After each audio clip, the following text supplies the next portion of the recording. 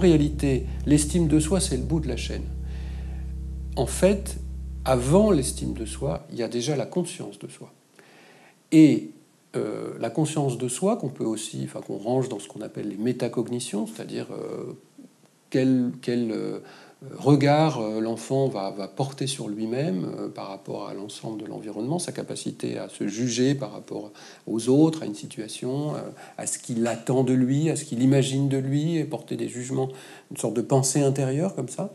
Eh bien, il semblerait que dans le TDAH, il y a des difficultés précoces, intrinsèques, d'accès à la conscience de soi. Ce trouble de l'estime de soi ne vient pas tant de la stigmatisation de l'environnement qui dit tu nous déranges, ceci, cela, t'es vraiment pénible, t'es vraiment... Ce n'est pas tellement ça qui entame l'estime de soi de ces enfants, c'est qu'ils ont à la base, dès le début, une capacité à se juger eux-mêmes, à se juger par rapport à l'environnement, qui leur échappe et qu'ils ont du mal à faire.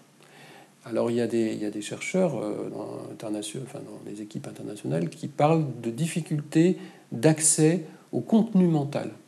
Quand on met deux enfants, un enfant TDAH et un autre enfant qui n'a pas de TDAH, 1 heure dans une pièce à ne rien faire, et qu'on revient et on leur dit « à quoi tu as pensé ?»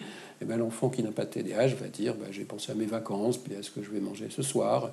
L'enfant TDAH aura peut-être un peu plus tendance à dire je ne sais pas trop. J'ai pensé à des choses, mais mes pensées fuient, mes pensées m'échappent, je n'arrive pas bien à revenir sur ce que j'ai eu en tête. Et cette fuite des idées, cette difficulté d'accès au contenu mental, c'est angoissant. Et ça enlève toute cette maturation intérieure nécessaire à se construire une conscience de soi et à terme une estime de soi.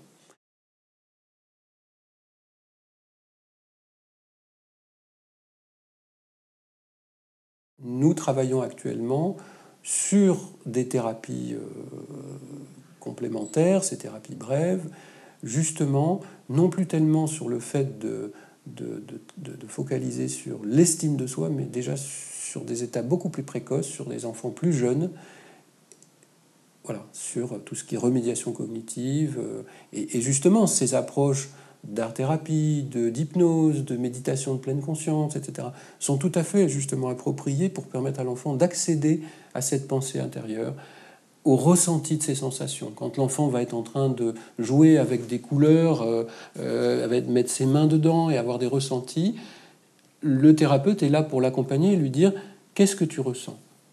Est-ce que c'est agréable ? À quoi ça te fait penser ?» Et ça, c'est... En hypnose, on fait ça aussi. On fait rentrer la personne dans son vécu intérieur, dans son imagination, et on lui permet de toucher du doigt le fait qu'il a des pensées intérieures et qu'il peut les regarder.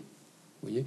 Et donc ça, nous pensons que ce sont des approches qui, si elles sont bien dirigées dans ce sens, permettent de permettre à l'enfant d'accéder à une conscience de soi et du coup ensuite de travailler sur la confiance en soi.